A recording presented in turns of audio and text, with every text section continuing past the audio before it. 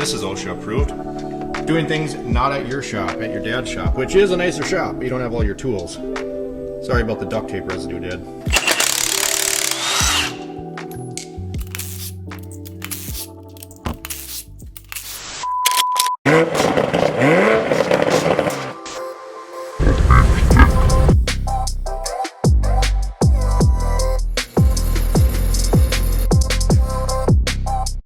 Alright, so we're going to get into this. If I flip you around, we got dirty coolant here, we got hoses, the steering rack kinda related. We got tools everywhere.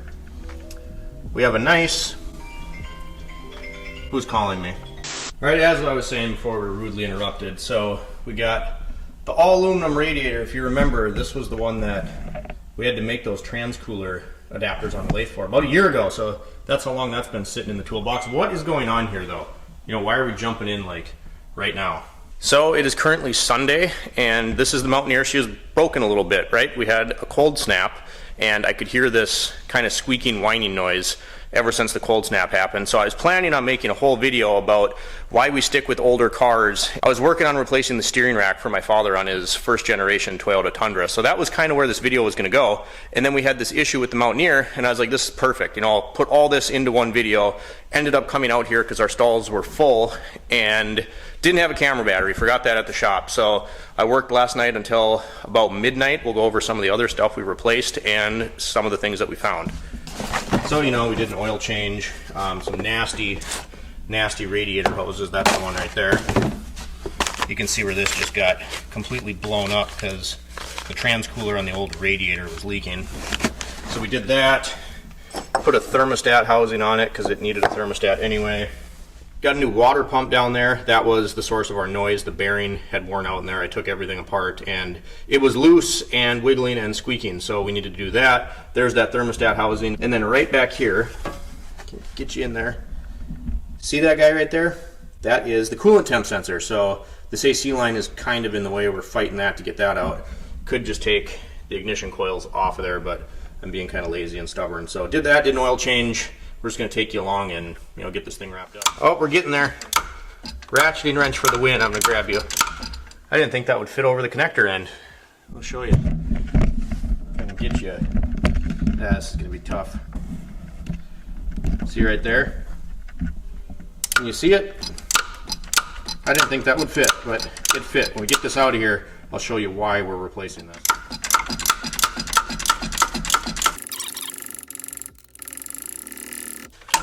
Super obnoxious and annoying. Wonder if it's, and of course I can't hardly get my fingers in here. Should be okay. Then it feels super loose with the ratchet, and you go to get your dick beaters on there and it isn't as loose as you thought. Great paradox. Jesus, come on, that's got to be loose enough now. Can you tell I'm just sick of working on this? Like I said, I was doing this last night. Wanted to film it for you. So we'll just have to get you up to speed. There we go, it's coming out. Stupid spot, Ford, thank you. Oh, and the light's dying, fantastic. There. Got her out of there. So this guy here, coolant temp sensor, it's not gonna focus super well right now, but where the connector end is, and it won't turn by hand right now, must have got stuck again, but this whole connector end was just spinning inside the sensor, and then I had some wonky coolant temp readings, so I was like, you know what, we're replacing this. As long as I'm doing the water pump, the radiator, I'm gonna put a temp sensor in it. It needed a thermostat, so I bought the housing. So this just kind of turned into a, you know, as long as we're in there kind of deal. So again, this was kind of in a stupid spot, but we'll get her replaced. All right, so coolant temp sensor's in there. We're gonna go down underneath the car really quick and see if I can point this out. This radiator was fun. Oh, I'm gonna need the light. Let me find a light. Oh yeah, the light's charging, so no, yes. All right, so see that tab right there? So we'll go over to the old radiator in a minute, but see how that plastic thing, I got a zip tie around it because the aluminum receiver part, so there's two little prongs on either side of that bracket. It's supposed to push all the way through there. That's holding the condenser on, and the aluminum doesn't give, obviously, and the plastic's a little too fat for this guy. So I drilled a hole through it and zip tied it. It's not going anywhere. But this one, keep in mind, this goes front to back on the vehicle, right? So it's facing back towards the rear. If we go back up top,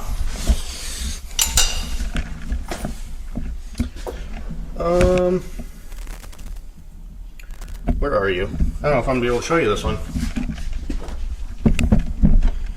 Right there. See, not where the bolt is, but right under it, there's two more. There's one there and one way down there. Those ones go side to side, so there's prongs that go sideways, and that one down there that we showed you that goes the other way. So that is to bolt the condenser, not bolt, but I guess clip the condenser into place. So had a hell of a time getting that thing in there. And here is the old radiator here, and kind of banged up. It wasn't leaking or nothing. I don't like these plastic tanks. Eventually they kind of turn brown, and that's when they fail. You can see the fittings for the transcooler were leaking here on the side of the tank, and that's what blew up that radiator hose on the bottom, because this is all full of oil. So rather than, you know, mess with this and replace it, I was like, you know what, I'm just going to upgrade to the all aluminum radiator. So now we'll talk about the part store excursion in a minute. But now we got to get these two little hoses. There's one here and one right up under this AC line that go thermostat housing, and up here by the intake crossover pipe. We're going to get them down onto the water pump there. Need a little motivation here. Get some caffeine in us, a little bit of cancer, right? Don't tell my mother. Again, this is my dad's shop. Grateful lets me use it, but I stole one of her little receptacles and some Dawn dish soap for lubing up some of these hoses. And normally I'd use Vaseline, don't have any, so it's our secret, don't tell her. Alright, so we got this piece of hose, which goes from this crossover pipe down to this one on the water pump, so it goes like here to here. And this is just stock hose, right? And hopefully it'll get a memory bend in it. We could try to put some wire in there, heat it up, all that jazz, but we're just going to see how this fits. And I probably need some hose clamps. We got it all lubed up, ready to go. Where did I put those? Right here. So here's the old one. Here's what we're going to use. I'm going to reuse these clamps here, see if we can get this on.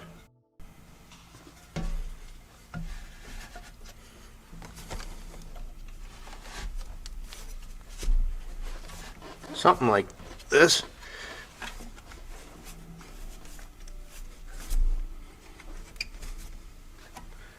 Huh, I don't like that kink in there. And cut a little bit more off. Hopefully that'll fix it. The kink. Oh. If I don't have quite as much hose, then I think we can make this work, so I gotta cut that. I can't find the pliers that I want. These will work, but that's much better. Cut the hose a little shorter, got rid of that kink. So now we just gotta move these clamps. Come on. Other pliers would be significantly better. Come on. Gotcha. Oh, no. That, and then I'm trying not to tip you guys over. That needs to go further down. I gotta find the other pliers. Now this right here, this is the hose clamp that sucks, because this is a line for the AC, and obviously, you know, I don't want to break that, and you can't really disconnect it unless you want to drain everything. Really wish I had this hose out of my way. But we just got to get this clamp to slide up. You can kind of lift on this just a hair, but not much. There we go. There it is. That's much better. And this is the other little guy, and it's actually got two different sizes. So this is bigger than what the bottom is, and it's actually a little bit longer than the one we took off. And I did go and buy some more worm clamps for it. That's what was on there. The factory clamps are long gone. The other ones are pretty crusty, so we're going to use these. Get the box open.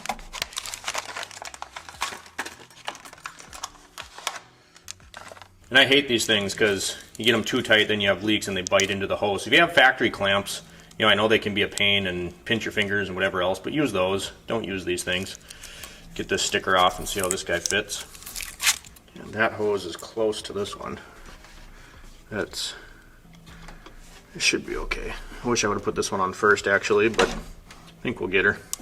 Alright, so the radiator hoses are in. We're to the point now where I've just kind of been sitting here contemplating life, because I really am not looking forward to putting the fan clutch and the fan and the shroud back in. Aluminum radiator has admittedly fit pretty well. I'm actually pleasantly surprised by that. Usually anytime you deal with any aftermarket parts, upgraded parts, they don't seem to fit super well. Minus those little tabs, this one really hasn't been that bad, so thankful for that.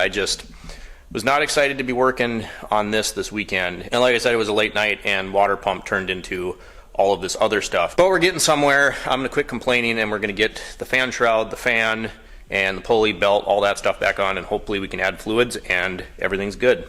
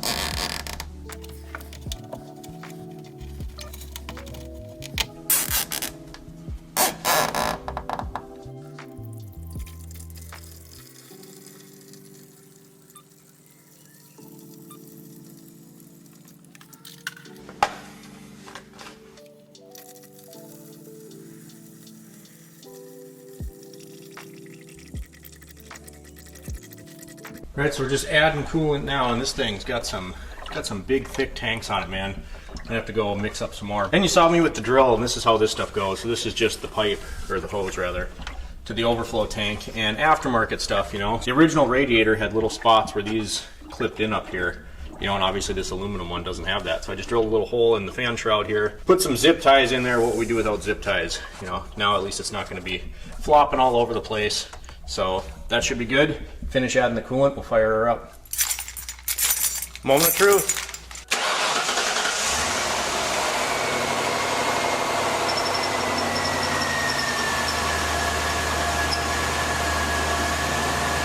You're getting this really crappy cell phone quality test drive video, but we're out ripping the Mountaineer and we got heat, the gauge works again, the water pump's not growling. This is good. We'll talk to you when we get back to the shop. All right, so we just picked up, got the Mountaineer all wrapped up, and I'll show you we had a bit of a side quest, and that's how this stuff goes every single time. If you remember, when we got this radiator originally a long time ago, I had to make my own transcooler fittings. We're just gonna talk about this top one here, so we can get the light to stay. Okay, so where this goes into this aluminum radiator, this is indeed Chinesium. This wouldn't, I went to like 4 different race shops, 4 or 5 around town. Nobody could figure out what NPT pitch these threads were inside this thing. It was like some Chinese, it was weird, it was puzzling. So I went and picked up these bungs from Junkyard off an F-150, and these have a flat base that meets a flat base inside this radiator for your transcooler. So I got this, ended up putting it in my lathe and milling it down, and then figuring out what the threads were, putting it in there. I used some Permatex pipe belt. Well, I got back from our test drive, and this fan shroud was just completely covered in transmission fluid, and I thought maybe it was these. Nope, it was right here at the base of these fittings, and you can see it doesn't fully seat, so like a crush washer is not going to help you at all. I ended up taking the Permatex pipe dope off using Blue Monster, Blue Devil, whatever, one of the two, thread tape. I put that on there, and I tightened these, you guys, which normally is a no-no with pipe threads. I tightened them absolutely as tight as I could get them. We went and drove it like we stole it, and now we don't have any leaks. But this whole thing all the way down, you can see that second one down there, where it was just covered, and that second one was really a treat, you know, to get out of there. So that's what that was. But we're done. Water pump, auxiliary hoses, thermostat, coolant temp sensor, aluminum radiator, and I'm sure I'm forgetting a few other things, but it's been a weekend. So my whole point to this video, and why I started filming the Toyota Tundra, my old man's Toyota Tundra, at the beginning of this video is, you know, why do people continue to fix old cars like this? And this thing's got over 200,000 miles on it. The Tundra is almost at 300,000 miles, and you guys know me by now. I'm going to be more apt to fix things, and from a professional standpoint, I think it makes more sense to keep these things on the road. You know, that was kind of the whole point of the video, is I wanted to talk about fixing and maintaining these old vehicles, keeping them on the road. And there's such a misconception, you know, that I just put a lot of money and time into this thing. I still don't have a car payment. I don't have a car payment, and there's nothing on here that's proprietary and going to get shut off. But people will say, oh, it's just a piece of junk, you have to do all this stuff. It's like, no, it's 30 years old with over 200,000 miles on it. You know, these things are going to happen. You're going to have to maintain and fix and do things. The trade-off is you don't have a car payment, and these things are easier to fix than a lot of the new cars, and you will always be able to fix these things.